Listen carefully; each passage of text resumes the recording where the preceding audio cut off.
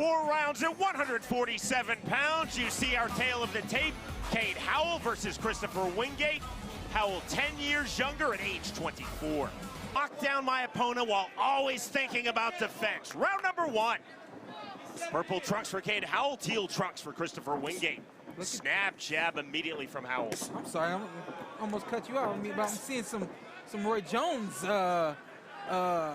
similarities right here from Cade with his hand down, the up jab, the fast, quick jab right there, and nice little hooks coming off of the jab as well. Feinting on the level changes, Wingate, you see the fast hands of Cade Howell. There's the overhand right into the entry for Wingate. Call for break from referee Benji Esteves. Right back to it, 30 seconds gone, round number 1. 3 punches right back in sequence from Cade Howell. Snap jab from Howell.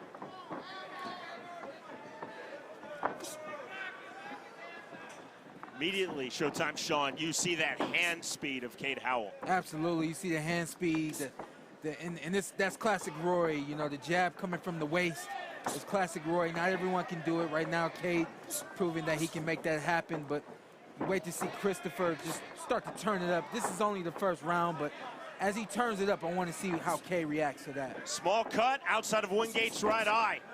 Howell with the right hand. Cross-arm defense now for Wingate. Wingate again said he wants to make this a rugged match in the rematch versus Cade Howell. And only in the first round, it's like, almost like Wingate doesn't know his identity. You know, he wants to be on the outside with the shoulder roll a little bit. Then he said he wanted to be aggressive and attack Cade so that he wouldn't get comfortable, but he's hanging out on the outside too much. Naked right hand on the entry for Wingate. The combination right back from Cade Howell. Big right hand landed right there by Wingate. And then right there, a little headlock, a little rough action right there from Wingate. I like it. 110 remaining, round number 1, scheduled for 4 in the welterweight division. Back to the center of the ring. See that open guard for Cade Howell, and that belies his confidence. Snap jab from that open guard from Howell. Overhand right again on the entry from Wingate. I like that right there. I mean, Wingate's taking his time, but when he makes a move, he makes it hard and with a lot of aggression right there. Nice overhand right landed by Wingate. Very much, this is a clean boxing style of Cade Howell and a very traditional MMA striking style from Christopher Wingate. Wingate, you see, throwing the naked right hand, the naked overhand rights, looking for the entry. Clean, straight punches, the up jab from Cade Howell. Nice jabs there from Cade.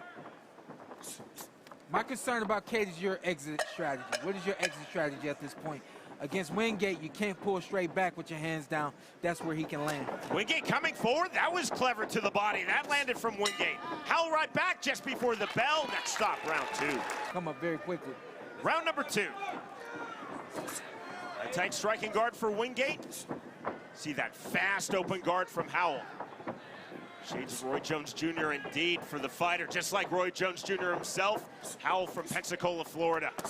Right hand. Very nice right hook to the body, but keep in mind, both the guys got to move fast because this is just a 4-round fight. So that first round was definitely a filling out round, a warming up round. Both guys are hot now. This is gonna heat up really quickly. Wingate staying disciplined with that striking guard, walking forward, hands high. Into the pocket comes Wingate. This is the fight that he talked about having. Yeah, both guys got the right idea. Cade, keep doing what you're doing. Keep the fight on the outside, using that jab. I think a little more accuracy and repetitiveness with that jab, more output with the jab will be good for Cade, and then also for Wingate. I like what he's doing. He's picking his moments when he wants to be really aggressive and assertive, and I think that's smart from him. Entry on the left hook from Wingate. Showtime Sean, we talked about that MMA striking style. We're seeing it from Wingate, and he's doing some things effectively. Yeah, he's doing a lot of things effectively, and I think it's because Cade just has not had the right kind of punch output. I like to see double and triple jabs. You throw a double and triple, you don't get hit with the overhand right. That overhand right landed. The entry from Wingate. Separation from Benji Esteves. Right back to it. Howell wide open stance, center ring. There's that snap jab from Howell. The right hand, Howell resetting. That's a little Roy Jones right hand too right there. I don't know if you saw that or not. Roy had a way of throwing that right hand. It was a lead right hand, and he leaned into it. Right there is something we saw Roy do, but he did a little better than that with that right hook to the body. Remember, Roy used to throw long right hooks to the body from the outside, and see a lot of that from Cade too. Howell, like just about every professional fighter, boxers, MMA, Muay Thai down the line from Pensacola, Florida, idolized the great Roy Jones Jr. Absolutely. Call for break. There's a left hand on the exit. Soft warning from Benji Esteves to Wingate, saying, watch that, break when I say break, clean exit. Christopher Wingate very much in this fight. Cade Howell, though, showing a lot of flash, a lot of creativity, a lot of technique. Howell now trying to bait in Wingate. Wingate talked about switching stances, switch there. Wingate's like really mixing it up, and I like it. It's creative, but behind the creativity, what are you doing? And Wingate's just not landing. He's got to land more and punch more. Final seconds, round number 2. Very intriguing fight. Hard feint on the step in from Wingate. Feints from Howell, big right hand from Howell. We move to round 3. Round number 3 underway. Cade Howell versus Christopher Wingate. Jab from Wingate, 1-1-2 on the overhand. Right hand, more pressure now from Wingate. Howell trying to fire back. Smile on the face of Cade Howell after that last exchange. I mean, there's a smile there, but that's not the fight you want. And how do you prevent that fight from happening? Get that jab working, get the 1-2s working, and keep stepping around Wingate. Left hook from Howell didn't fully land. Cross-arm defense again from Wingate. And let me be clear. Cade is in control, but what you don't want to do is give your opponent any sense that he can win this fight. If he touches, the more Christopher touches Cade, the more he's going to want to do more. Cade's got to put that like that right there, nip it in the bud. Fast punches, the nice little grab right there to stop the action. I like that. 2 quick flurries, 3 punches apiece from Cade Howell. Gate again coming forward, misses with the lead left hook. Good turn from Howell. That was a nice little lean off the ropes right there and come right with the counter. That was nice. You hear the corner saying pick it up. I think the corner of Cade, I think they want more offense. And I like to see more offense from Cade Howell. I think that he's got really good offense. He just hasn't shown it all yet. Rangefinder jab from Howell. Howell again, you see trying to bait in Wingate, hands low, chin out. It's the right hand from Howell. Right hook to the body, now Wingate playing back. Wingate's confidence, you can see physically growing throughout this fight, Sean. Yeah, the confidence of Wingate is because he's just a punch away.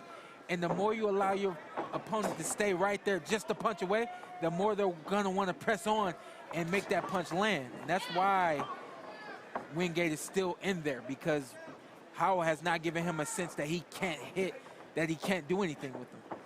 Howell, you see the elusiveness, the head movement? Now a jab to the chest from Wingate. I hear the corner of Howell, they're saying more, stop with the singular, meaning more combinations, not just one punch, but put your foot on the gas pedal and throw more punches.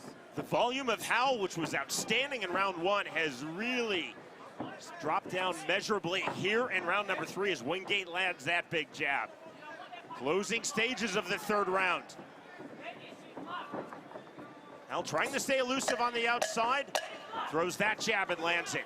Quick jab right back from Wingate off the mark. Feint on the level change, jab from Wingate. Wingate switching stances again. We move to the 4th and final round.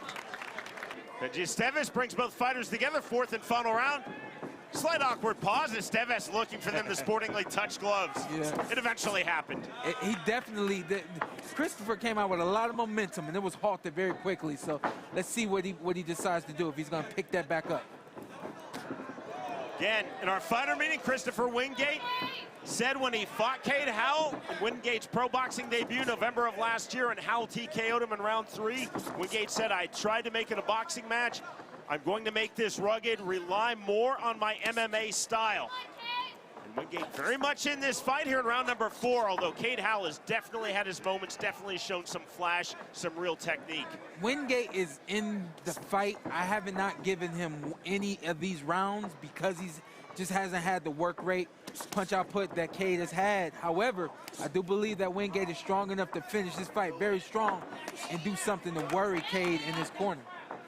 Howell already visibly turning up the temperature here in round 4, early stages, from what he did in round 3. And that's what you got to do at this point. You know you're in 4 rounds. You know this is the last round. We call it emptying the tank. Basically, when you in this last round, you're supposed to feel like there was nothing else you could do. 140 remaining, 4th and final round. Duck under from Howell. There's a lot of slickness from Howell, just 24 years old. This is just pro boxing bout number 5 for him. A lot of slickness. I like to see him capitalize on the kind of style that he has. You carry your hands down there at your waist, you never know which punch is coming first, and you never know what the angle is going to come at. You don't know if it's a jab, a hook, uppercut, what it's going to be. So I think Cade's got a lot of tools that he can use. He just got to sharpen them and start using them. Short right hand in the clinch from Wingate. That's the type of rough and rugged MMA style boxing striking he wants to use in this fight. Final 60 seconds now. Howell again on the outside. Open striking guard. There's the hook to the body from Wingate. Now on his back foot. Wingate coming forward to the body. One bad thing about keeping your hands below your waist the way Cade Howell does is they never come up. You'll be on the inside with the guy and the hands just aren't up. You're so used to having them there, like this right here. Esteves gets the break. Slight difficulty, right back to it. Good entry hook from Howell, then the right hand. Jab right back from Wingate. There you go. That's what I'm talking about capitalizing. He made him miss and he made him pay. Leaned off of the jab and then came back with a right hand of his own. Flurry on the inside from Howell. Howell playing to this Milwaukee crowd into the clinch. That's the end of the fight. Very competitive. Gentlemen, after going the distance inside the Gamebred Boxing ring, we consult the official scorecard to determine a winner. Judge iKON scores the bout 40-36, and judges Fitzgerald and Mariano score the bout identically at 39-37. All 3 in favor of the winner by way of unanimous decision. The Golden Hammer, Cade Howell. That is a heck of a ring name, the Golden Hammer.